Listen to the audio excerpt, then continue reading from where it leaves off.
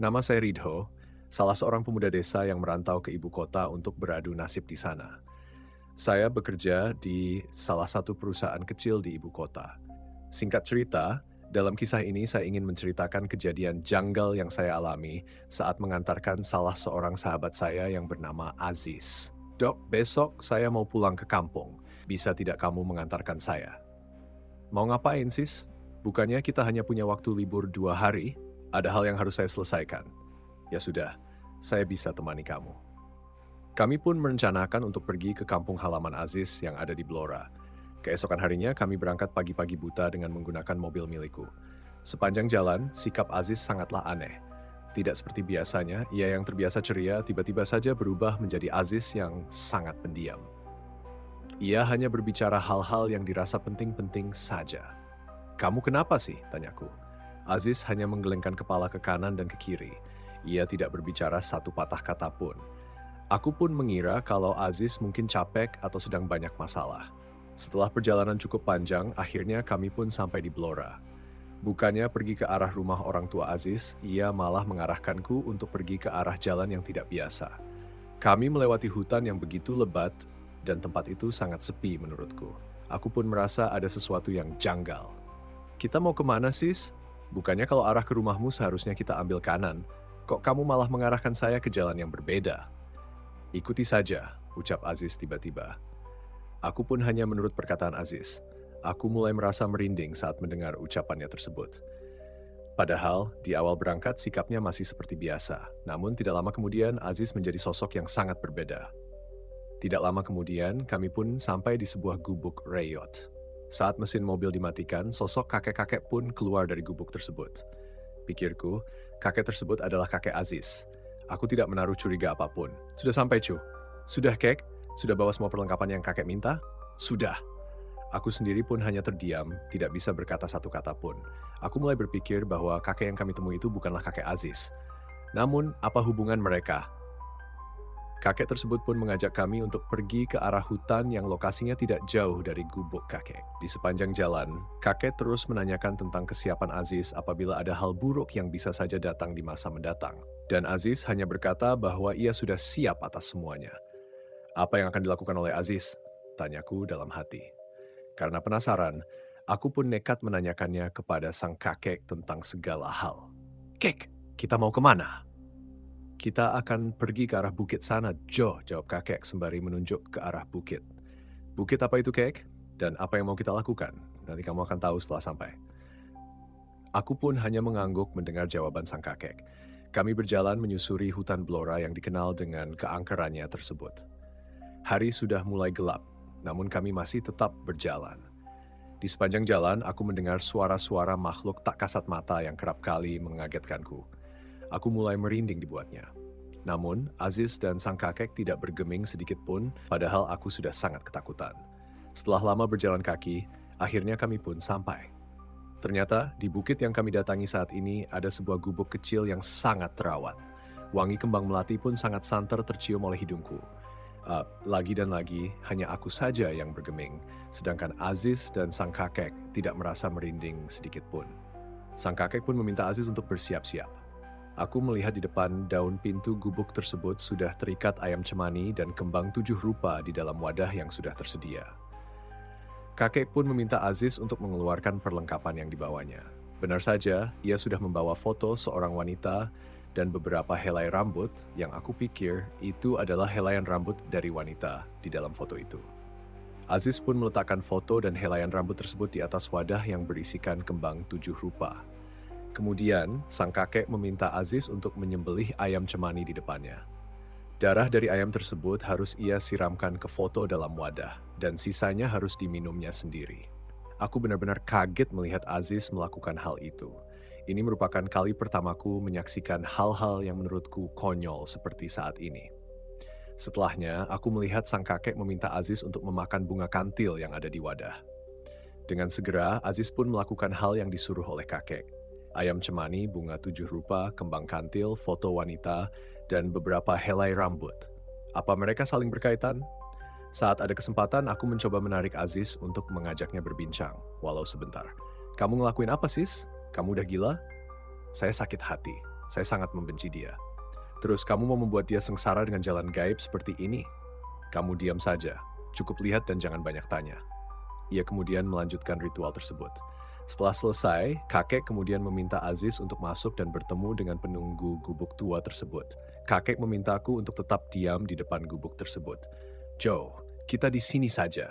Biarkan Aziz masuk, ia akan bertemu dengan dia. Aku hanya bisa mengangguk tanda setuju, padahal saat itu aku sudah tidak nyaman berada di sana. Jika diperbolehkan kabur, maka aku sudah lari terbirit-birit meninggalkan Aziz.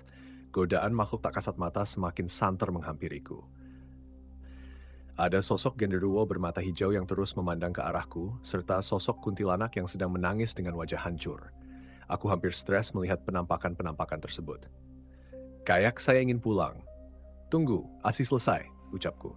Aku pun mulai menghampiri dan mengintip karena penasaran. Betapa terkejutnya aku saat melihat Aziz sedang berhadapan langsung dengan dia, sosok makhluk tak kasat mata yang berdiri di depannya. Mereka sedang berbincang sebelum melakukan sebuah perjanjian. Sosok yang berada di hadapan Aziz adalah perempuan cantik yang mengenakan kebaya, namun terkadang ia berubah menjadi sosok kuntilanak dengan wajah yang sangat menyeramkan. Mereka pun perlahan memulai sebuah ritual. Saya sangat membenci perempuan yang ada di dalam foto Nyai. Apa alasan yang mendasari? Kamu membencinya? Dia sudah menolak cinta saya dan menghina saya, Nyai. Dia mengatakan bahwa saya miskin dan tidak pantas bersanding dengannya. Saya sangat sakit hati. Lalu, apa yang kamu inginkan dariku? Saya ingin dia menderita dan mati perlahan-lahan, Nyai. Baiklah, ikuti semua perkataanku. Baik, Nyai. Sosok perempuan itu pun mengucapkan sebuah mantra yang kemudian diikuti oleh Aziz. Mereka tampak begitu khusyuk dalam ritualnya. Setelah semuanya selesai, sosok perempuan itu kemudian membicarakan tentang konsekuensi yang akan ditanggung Aziz. Setiap malam Selasa Kliwon, kamu harus memandikan foto perempuan ini dengan darahmu. Dan setiap 3 bulan sekali kamu harus memberikan tumbal kepadaku. Niscaya apa yang kamu katakan di awal akan kejadian. Selain itu, kamu bisa mendapatkan kekayaan tak tertandingi jika kamu selalu memenuhi itu semua. Baik, Nyai, saya siap menanggung semua itu. Setelahnya, sosok perempuan cantik dengan kebaya merahnya berubah menjadi sosok kuntilanak yang menyeramkan dan kemudian menghilang beriringan dengan teriakannya. Aziz pun keluar dari gubuk dan mengatakan kepada kakek bahwa semuanya sudah selesai. Aku yang melihat Aziz keluar dari gubuk reot itu pun langsung menghampirinya dan mencoba menyadarkannya. Sebab ia tidak seperti Aziz yang kukenal. Aziz yang kukenal tidak pernah sekalipun berbuat nekat, apalagi bertindak di luar nalarnya seperti ini. Aziz, kamu kerasukan jin apa sampai-sampai berpikiran pendek seperti ini? Saya hanya membalaskan sakit hati saya kepadanya. Nampak jelas raut amarah di wajah Aziz. Aku yang melihatnya pun sampai gemetaran. Jangan hanya karena cinta dan wanita, kamu menjadi buta. Aziz, kamu harus akhiri semua ini. Tidak bisa. Lagi pula, bukan hanya karena wanita saja saya bertindak seperti ini. Saya pun ingin membuktikan kepada semua orang bahwa saya tidak sehina itu. Siapa yang sudah menghina kamu, katakan kepada saya biar saya yang atasi, tapi bukan dengan jalan seperti ini. Sudah, Do. Kamu cukup lihat saja biar urusan ini jadi urusan saya. Ya sudah, saya tidak akan ikut campur urusan kamu. Jika terjadi hal buruk, jangan seret-seret saya. Aziz hanya mengangguk mendengar ucapanku. Aku pun memilih untuk diam. Aku tidak ingin terlalu ikut campur dengan persoalan yang sedang dialami oleh Aziz, terlebih lagi berkaitan dengan tindakan bodoh yang baru saja dilakukan olehnya. Kakek yang mengantarkan kami pun mengajak kami untuk kembali ke gubuk miliknya. Namun sebelum itu, ia tidak lupa untuk mengingatkan satu hal kepada Aziz, hal yang sangat penting dan tidak boleh dilewati olehnya. Kamu jangan pernah sekalipun meremehkan perjanjian antara diri kamu dengan Yai. Sebab masalahnya akan menjadi besar. Baik, Kek. Setelah itu kami bertiga pun berjalan menyusuri jalan setapak di tengah hutan. Kala itu suasana begitu gelap dan mencekam. Bahkan jam sudah menunjukkan pukul 3 pagi. Aku hanya terdiam, begitupun dengan Aziz dan sang kakek. Kali ini tidak ada gangguan apapun dari makhluk halus, tidak seperti saat perjalanan berangkat tadi. Sesampainya di gubuk kakek, aku pun mengajak Aziz untuk kembali ke ibu kota. Aku sendiri sudah tidak nyaman dengan tempat dan semua hal yang ada di sini. Namun Aziz tidak mau aku ajak kembali ke ibu kota. Dia seolah-olah telah tersihir oleh banyak hal di Blora ini. Aku tetap membujuknya untuk kembali, sebab aku tidak ingin pulang seorang diri. Aku khawatir terjadi hal buruk terhadapku.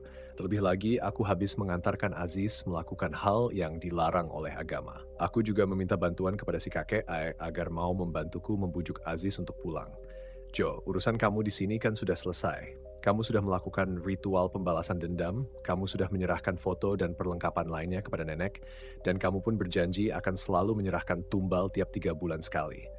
Sekarang waktunya kamu harus kembali ke tempat asalmu. Tapi saya harus tetap di sini, Kek. Kamu bisa kembali 3 bulan lagi, Cu. Aziz pun dengan mudah menuruti ucapan sang kakek. Ia kemudian mengajakku untuk pulang ke ibu kota. Kami pun berpamitan kepada kakek. Hati-hati di jalan, Cu. Satu pesan kakek, jika nanti dalam perjalanan kalian mendengar suara-suara aneh dari arah belakang kalian, jangan sekali-kali berhenti ataupun menengok. Jaga pesan ini baik-baik. Memangnya kenapa, Kek? Kalian ikuti saja pesan kakek agar kalian bisa selamat. Kami pun menuruti perkataan kakek, sebab kami tidak ingin terjadi hal buruk dalam perjalanan pulang nanti. Benar saja, baru sekitar 10 menit mobil kami melaju, terdengar suara telapak kaki yang sangat besar. Cahaya bulan pun seketika saja tertutup. Dari bayangan yang kami lihat, itu adalah sosok genderuwo yang sangat besar. Kami sangat takut akan kejadian itu. Namun, kami teringat pesan sang kakek yang mengatakan bahwa kami dilarang menengok ke arah belakang agar tetap selamat. Kami pun tidak berani untuk menengok ke arah belakang. Aku terus memacu setir mobilku sekencang mungkin.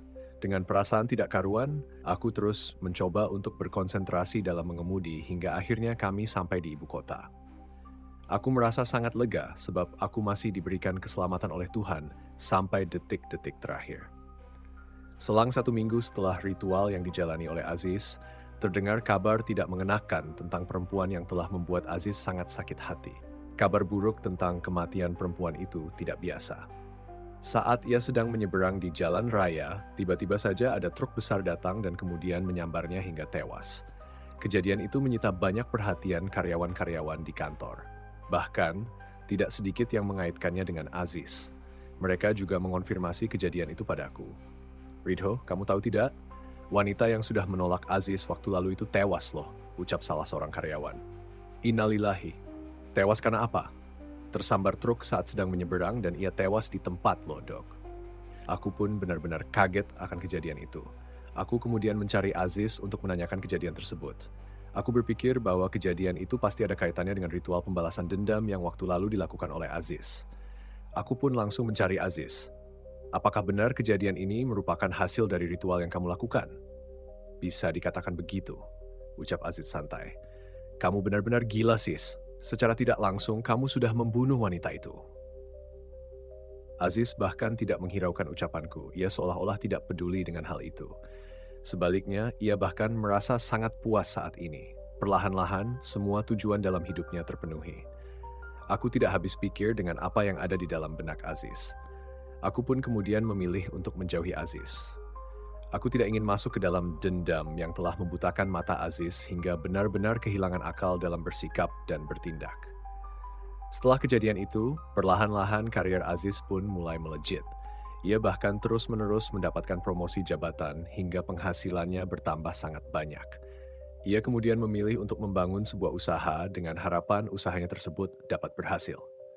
Ia pun memilih untuk mengundurkan diri dari perusahaan agar bisa fokus dalam berbisnis bersama ibunya. Aziz membangun sebuah perusahaan garment yang letaknya sangat strategis. Perusahaannya tersebut memiliki alat-alat yang begitu canggih. Bahkan dalam waktu kurang dari sebulan, usaha garmentnya maju dengan pesat. Banyak orang yang kemudian datang kepada Aziz untuk meminta pekerjaan, namun Aziz tidak sembarangan dalam menerima orang-orang yang datang. Aziz hanya akan menerima mereka yang pernah menjahatinya, yang pernah meremehkannya, mencaci makinya, dan bahkan mereka yang tidak berbuat apapun saat Aziz terpuruk. Setelah menerima beberapa karyawan, Aziz pun mulai melancarkan aksinya untuk menjadikan mereka tumbal triwulanan atas perjanjian yang ia lakukan bersama Nyai di gubuk tua di dalam hutan Blora. Kematian pertama di perusahaan milik Aziz terjadi akibat kecelakaan kerja. Siapa sangka mesin yang terlihat kecil dan tampak mustahil menewaskan seseorang ternyata menjadi benda yang begitu menyeramkan. Kematian atas nama Johnny, sepupu Jawa Aziz, menjadi bukti. Johnny selalu meremehkan Aziz dan mencaci makinya karena dulu kekayaan Aziz tidak seberapa dibanding dirinya. Namun karena ia tidak pandai mengelola uang, kekayaannya pun habis. Akhirnya, ia meminta pekerjaan dari Aziz. Aku sendiri langsung mengetahui bahwa kecelakaan kerja yang menimpa Johnny merupakan satu dari sekian banyak rencana Aziz yang akan segera ia tuntaskan. Kali ini aku benar-benar tidak ingin ikut campur. Aziz merasa sangat bahagia. Itu artinya, tidak lama setelah kejadian itu, ia dapat dengan mudah memperoleh kekayaan secara bertubi-tubi. Ia sudah tidak sabar untuk membungkam semua cacian yang menerpanya. Kini, sudah 2 korban meninggal atas ulah Aziz dan pembalasan dendamnya pun perlahan-lahan tercapai satu persatu. Ingin rasanya aku mengumumkan kepada semua orang agar lebih waspada terhadap gerak-gerik Aziz. Namun, aku tidak memiliki bukti konkret yang bisa membuat mereka percaya kepadaku. Aku pun memutuskan untuk mencari bukti kuat yang mampu menyadarkan Aziz akan perbuatan buruknya. Meskipun sangat sulit, aku selalu berpikir bahwa hal ini harus dilakukan sebelum semuanya terlambat. Selang beberapa bulan setelah Aziz bersekutu dengan bangsa jin, sosok Nyai di Tanah Blora, ia tumbuh menjadi pribadi yang benar-benar berbeda dari Aziz yang kukenal dulu. Sebelum memiliki dendam, ia adalah sosok yang periang, mudah bersyukur, dan tidak sanggup menyakiti orang lain. Namun kini ia bahkan menjadikan mereka semua sebagai tumbalnya.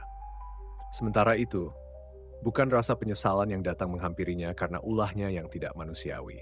Ia justru merasa sangat senang dan bangga terhadap dirinya sendiri. Terlebih lagi, jika ia berhasil menekan tumbal triwulannya kepada Nyai, ia akan memamerkannya kepadaku. Selang beberapa waktu setelah menjalani perjanjian dengan Nyai, kehidupan Aziz berubah sangat drastis. Bukan hanya dendamnya yang terbalas, melainkan kehidupan ekonominya pun berangsur-angsur pulih. Kini, Aziz memiliki kekayaan yang begitu banyak. Ia sudah memiliki rumah, mobil, dan kekayaan lain yang benar-benar telah mengangkat derajatnya. Tidak lama setelahnya, aku mendengar kabar yang begitu mengejutkan, keluar langsung dari mulut Aziz sendiri. Ia mengatakan bahwa kini ia harus melayani Nyai sebagai pelengkap dari ritual dan persembahan tumbal yang ia lakukan. Setiap malam Jumat Kliwon, ia harus melayani Nyai di ruang khusus yang terpisah dari ruangan lainnya. Ruangan tersebut harus berada di dalam rumah Aziz. Setiap malam Jumat Kliwon, Aziz harus melakukan ritual memanggil Nyai dan kemudian melayaninya dengan baik. Aziz sudah benar-benar gila. Ingin rasanya tidak peduli dengan segala hal yang dilakukan oleh Aziz, namun hati kecilku selalu mengatakan bahwa ia harus segera ditolong agar tidak terlalu dalam terjerumus ke jurang terkutuk itu. Namun aku sendiri tetap saja buntu saat memikirkan jalan terbaik untuk Aziz, sebab tidak ada sedikit pun kesadaran dalam dirinya. Aziz pun mengikuti semua hal yang dijadikan sebuah persyaratan oleh Nyai atas perjanjiannya, menyerahkan tumbal triwulan, melayani Nyai, dan tidak melanggar semua hal yang sudah dibicarakan saat perjanjian. Tiap 3 bulan sekali ia akan mengunjungi gubuk tua di tengah hutan yang berada di Blora, didampingi oleh kakek-kakek yang sudah mengantarkannya sedari awal agar ia terus bisa mengabdikan dirinya kepada Nyai. Kehidupan Aziz yang berubah hingga 180 derajat membuat semua orang merasa kagum terhadapnya. Tidak sedikit yang datang kepadanya untuk meminta pekerjaan atau sekadar ingin menjodohkan anak-anak gadis mereka kepada Aziz, sebab sejauh ini Aziz tidak kunjung menikah. Ia masih sangat trauma dengan sakit hatinya dulu terhadap perempuan yang membuatnya ingin melakukan balas dendam. Suatu hari saat Aziz sedang terlelap di kamarnya, tiba-tiba saja ia mendapatkan mimpi buruk. Mimpi tentang wanita yang sudah ia jadikan tumbal.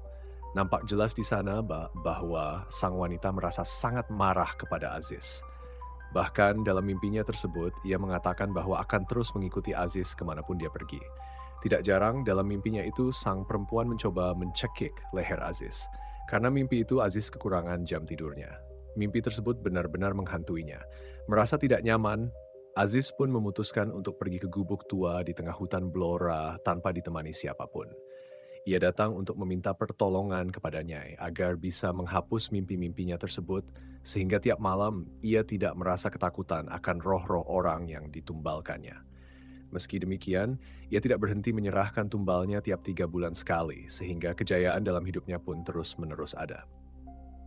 Sesampainya di gubuk tua tersebut, ia melakukan ritual yang sudah dipersyaratkan, menyembelih ayam cemani dan memakan bunga kantil. Beberapa sesajen pun tidak lupa ia bawa, lalu ia mulai melakukan ritual pemanggilan Nyai. Setelah ritual selesai dilakukan, Nyai pun datang menemui Aziz. Aziz langsung menceritakan semua kejanggalan yang ia alami sejauh ini. Saya mohon, bantu saya Nyai. Apa yang bisa saya lakukan? Saya ingin meminta bantuan Nyai untuk menghilangkan mimpi saya saat tidur, sebab saya terus-menerus dihantui oleh mereka dan saya hampir gila dibuatnya. Saya akan segera membantumu, tapi dengan satu syarat. Apa itu, Nyai? Kuburkan bangkai ayam cemani di samping rumahmu, lalu di atasnya siramkan darah dari ayam tersebut. Niscaya, mimpi-mimpi itu akan menghilang dengan sendirinya. Baik, Nyai. Terima kasih banyak. Setelah mendapatkan jawaban dari Nyai, Aziz pun memutuskan untuk kembali pulang dan mulai melakukan perintah tersebut.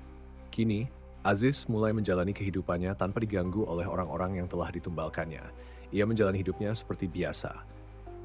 Aku sudah lama tidak kontak dengan Aziz, dan hari ini aku bermaksud mengunjunginya sekadar menanyakan kabar. Aku berharap dia sudah bertobat. Sesampainya di kantor Aziz, aku merasakan ada kejanggalan. Aku mencium bau melati dan bau busuk yang bercampur menjadi satu.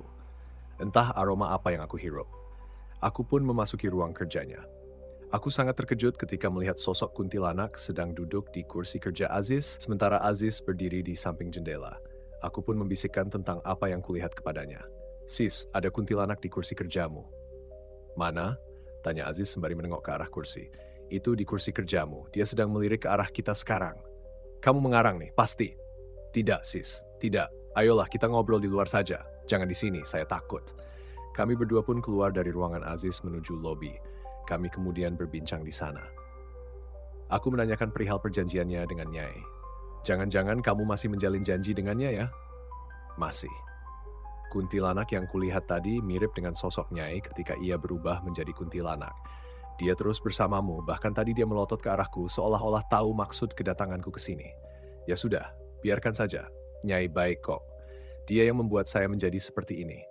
Bahkan saya pun berhasil membalaskan dendam, bukan? Tapi semakin lama kamu terjerat dalam perjanjian ini, maka akan semakin susah kamu lepas dari jeratan Nyai. Kalau bukan karena Nyai, mungkin saat ini aku adalah gelandan dan memiliki nasib yang tidak jauh dari Mudok.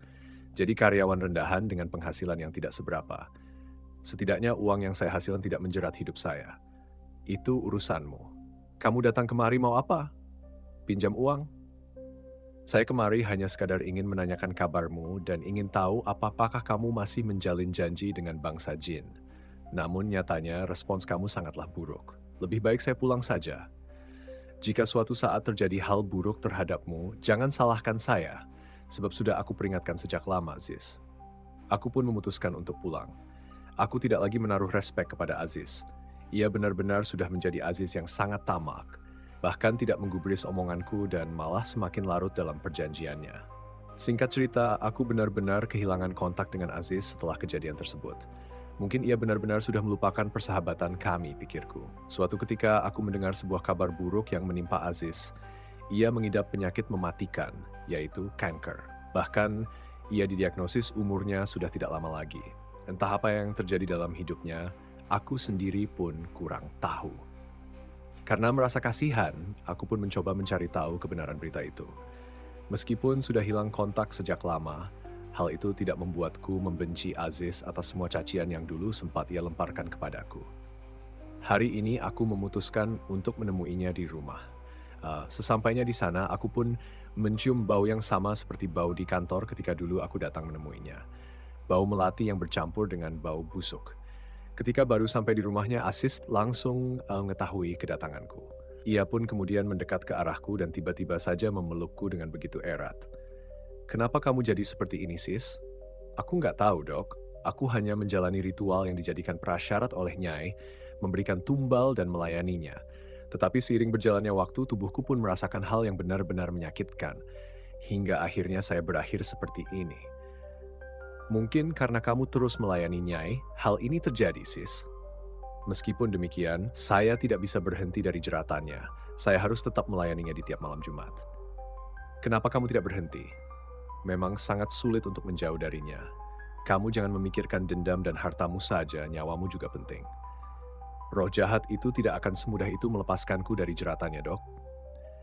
Kamu ingin sembuh? Jika iya, saya akan cari tahu solusi terbaiknya. Terima kasih, Dok. Ia pun hanya bisa memeluk dengan erat. Nampak jelas raut penyesalan yang tergambar di wajahnya. Namun semua sudah terjadi, dan penyesalan memanglah selalu datang terlambat. Aku pun mencari berbagai cara untuk menemukan solusi terbaik guna menuntaskan persoalan yang sedang dihadapi oleh Aziz. Meskipun dia kerap kali meremehkanku dan tidak memperdulikanku. Namun aku sangat peduli dengan Aziz. Terlebih lagi, aku tahu jika dia sudah salah langkah begitu jauh. Aku kemudian mencari informasi dari beberapa teman dan kerabat tentang siapa orang yang mampu menyembuhkan Aziz tanpa harus pergi ke dukun atau lainnya, melainkan diobati dengan cara yang benar sesuai ajaran agama. Akhirnya, aku pun mendapatkan informasi bahwa ada salah seorang kiai yang mampu mengobati hal-hal mistis seperti yang menimpa Aziz. Aku pun mendatangi kiai yang bernama Kiai Hussein. Jarak rumah Kiai Hussein cukup jauh dari kediamanku. Jarak tempuh ke rumah beliau pun harus ditempuh selama 2 jam dengan menggunakan sepeda motor. Meski demikian, aku tidak segan untuk mendatangi rumah beliau. Hal ini demi keselamatan Aziz. Aku berangkat pagi menuju rumah Kiai Hussein. Sesampainya di sana, aku disambut dengan begitu baik oleh beliau. Assalamualaikum Pak Kiai. Waalaikumsalam. Kiai Hussein pun mempersilakanku untuk masuk dan duduk tepat di ruang tamu. Sementara itu, istri Kiai Hussein pun langsung menuju dapur membuatkan minuman hangat untuk kami berdua. Kiai Hussein kemudian menanyakan maksud dan tujuanku datang berkunjung. Sebelumnya, perkenalkan nama saya Ridho Kiai. Kiai, kalau Bapak boleh tahu apa maksud kedatangan anak Ridho? Sebelumnya, saya mohon maaf karena sudah mengganggu aktivitas Bapak, dan maksud kedatangan saya kemari untuk meminta bantuan kepada Kiai Hussein untuk membantu menyembuhkan teman saya yang bernama Aziz, Pak Kiai. Memangnya teman kamu itu kenapa? Dia melakukan perjanjian dengan bangsa jin, Pak, dan saat ini dia sedang mengidap penyakit keras. Sudah dicoba untuk melakukan pengobatan ke rumah sakit maupun pengobatan alternatif, namun tidak kunjung ada perubahan, Pak. Sudah berapa lama? Dia sudah melakukan perjanjian dengan bangsa jin yang dia sebut sebagai Nyai selama 1 tahun lebih, dan dia sakit sudah sekitar 1 bulan lamanya. Apa kamu tahu alasan kuat dia melakukan hal sesat tersebut? Alasan utamanya karena dendam. Dia mengatakan bahwa dia sangat kecewa dengan salah seorang perempuan yang selalu merendahkannya, hingga akhirnya hati nuraninya pun tertutup karena dendam tersebut, Pak. Apakah ada alasan lainnya? Ada, Pak. Dia juga ingin membungkam semua perkataan buruk dari kerabat maupun teman-temannya yang sering mereka lontarkan untuk dia, dan dia pun ingin memiliki harta yang berlimpah untuk membungkam perkataan mereka. Apakah sampai saat ini dia masih terikat dengan makhluk tersebut? Saya kurang tahu, Pak Kiai. Namun sejauh yang saya lihat, ia sudah tidak lagi menyerahkan tumbalnya kepada Nyai tersebut. Baiklah, saya akan mencoba membantu permasalahan teman kamu itu, namun untuk kesembuhan saya serahkan seluruhnya kepada Allah SWT. Terima kasih, Pak. Kalau boleh saya bertanya, kapan Pak Kiai akan datang ke rumah Aziz supaya saya bisa mendampingi Pak Kiai? Mungkin besok lusa. Baik, Pak. Besok lusa saya datang ke sini lagi untuk menjemput Pak Kiai Hussein. Sebelumnya terima kasih banyak, Pak, sudah berkenan membantu teman saya. Semoga hal baik yang Pak lakukan akan mendapatkan ganjaran yang setimpal dari Allah yang Maha Esa. Untuk saat ini mohon ingatkan kepada temanmu Aziz untuk mendekatkan diri kepada Allah, lakukan salat, dan jangan lupa untuk bersedekah. Baik, Pak. Akan saya sampaikan kepada Aziz sesampainya saya di rumah nanti. Aku pun kemudian berpamitan kepada Kiai Hussein dan istrinya. Aku sangat bersyukur karena Kiai Hussein berkenan untuk membantu menyembuhkan Ashish dari jeratan roh jahat yang sudah lama bersemayam di tubuhnya. Aku pun kembali pulang ke rumah untuk memberikan kabar kepada Ashish. Sepulangnya dari kediaman Kiai Hussein, aku langsung bergegas menuju rumah Ashish untuk memberi kabar bahwa Kiai Hussein mau membantunya untuk sembuh, dan beliau akan datang di Skolusa. Ashish tampak begitu bahagia mendengar kabar baik yang aku berikan. Ia pun begitu bersemangat. Saat aku menemani Aziz di rumahnya, aku teringat salah satu pertanyaan yang dilontarkan oleh Kiai Hussein saat di rumahnya, yang aku sendiri pun bingung saat menjawab pertanyaan tersebut. Aku pun kemudian memberanikan diri untuk menanyakannya kepada Aziz. Sis, boleh saya bertanya satu hal kepadamu? Pertanyaan ini juga ditanyakan Kiai Hussein saat saya berkunjung ke rumahnya. Tentu boleh, Dok. Apa memangnya? Apakah saat ini kamu masih bercengkrama dengan roh Nyai? Apa kamu juga masih menyerahkan tumbal dan melayaninya hingga sekarang? Saat aku menanyakan hal itu, Aziz hanya diam hingga tidak ada satupun kata yang keluar dari mulutnya. Wajahnya nampak pucat pasi dan meskipun ia tidak berkata apapun, namun aku dapat memahami apa yang ingin dikatakan oleh Ashish. Kenapa kamu masih bercengkrama dengan roh jahat itu? Kamu tidak ingin berhenti? Saya tidak bisa berhenti, Dok. Bukan tidak mau berhenti. Tapi kenapa, sis? Dia terus menjeratku. Tapi kalau kamu tidak berhenti sekarang, kamu bisa mati. Aku sudah pasrah, Dok. Kamu harus melawannya, sis. Aziz hanya bisa menangis dan terus menangis saat aku memintanya untuk berhenti. Namun aku melihat dengan jelas dari tatapan matanya bahwa ia tidak memiliki pilihan apapun selain menjalani kehidupan tersulitnya. Aku tidak ingin memaksanya, aku pun memutuskan untuk membiarkan Aziz merenung seorang diri. Aku tidak ingin ia semakin kalut dalam hidupnya. Memilih untuk kembali ke rumah adalah pilihan terbaik. Hari yang dinanti pun tiba, aku pun bergegas untuk menjemput Kiai Hussein ke rumahnya. Sebelum itu, aku sudah lebih dulu memberitahukan kepada Aziz bahwa Kiai Hussein akan datang dan aku meminta dia untuk bersiap-siap. Harapanku dia sudah berhenti bercengkrama dengan rohnya tersebut. Namun itu hanyalah harapanku. Sesampainya di rumah Aziz, Kiai Hussein langsung mendekat ke arah Aziz yang sedang duduk lemas di kursi roda. Kiai Hussein merasakan energi yang benar-benar kuat dari sosok Aziz. Bahkan ia melihat sosok kuntilanak sedang mendekap Aziz dengan begitu eratnya. Wajahnya begitu suram dan hancur. Bahkan ia melotot ke arah Kiai Hussein, seolah-olah mengistirahatkan Kiai Hussein untuk tidak ikut campur. Kiai Hussein pun memberikan isyarat kepadaku untuk membantu mendoakan Aziz. Kiai Hussein pun mulai mengobati Aziz tanpa bertanya satu pertanyaan pun kepada Aziz sebelum melakukan tindakan. Sebab tanpa bertanya, ia sudah mengetahui persoalan yang sedang dihadapi oleh Aziz. Kiai Hussein mulai membacakan ayat-ayat Al-Quran dan meminta pertolongan kepada Allah. Aku pun membantunya dengan membacakan surah-surah yang sebelumnya sudah diberitahukan oleh Kiai Hussein. Terjadi respon dalam diri Aziz, ia merasakan kepanasan yang luar biasa. Bahkan ia sampai menjerit kesakitan. Cukup, cukup, jangan buat saya mati, ucap Aziz dengan teriakannya. Kiai Hussein tidak menggubris omongan Aziz. Ia bahkan terus membacakan ayat-ayat Al-Quran tepat di hadapan Aziz. Kiai Hussein melihat sosok itu pun merasakan resah dan kepanasan yang luar biasa, sama seperti Aziz. Ashish pun terjatuh dan tersungkur di lantai. Sosok penunggu dalam jiwanya pun mulai meronta-ronta kesakitan. Ia bahkan mencoba memukul Kiai Hussein dan berusaha mengamuk. Namun aku dan Kiai Hussein terus-menerus menahannya agar dapat dikendalikan. Setelah beberapa waktu secara terus-menerus dibacakan ayat-ayat Al-Quran, penghuni di tubuh Aziz pun perlahan-lahan keluar. Setelah itu, tubuh Aziz pun ambruk dan tidak sadarkan diri. Kiai Hussein memintaku untuk membawa Aziz ke kamarnya dan dia sudah siuman. Kiai Hussein memintaku untuk memberikan kabar kepadanya. Tidak butuh waktu lama, kesadaran Aziz pun kembali. Dari tatapannya nampak raut kebingungan yang tersirat secara jelas dari wajahnya tersebut. Kiai Hussein pun menuntut Aziz untuk melakukan taubatan nasuha dan membacakan kedua kalimat syahadat. Meskipun sulit, Aziz bisa mengikuti apa yang disuruh oleh Kiai Hussein. Pada akhirnya, Aziz pun dapat diselamatkan dari pengaruh roh jahat yang selama ini menatap di jiwanya. Aziz sangat menyesal karena sudah salah dalam mengambil jalan. Setelah taubatan nasuha yang ia lakukan, ia pun kemudian menghibahkan semua hartanya kepada yayasan sosial. Dan kini ia memilih untuk fokus menata hidup dan menjadi pribadi yang lebih baik lagi, tanpa harus terjerat hal-hal mistis yang tidak semestinya. Oke teman-teman, sekian untuk kisah kali ini. Bagaimana menurut kalian tentang kisah ini?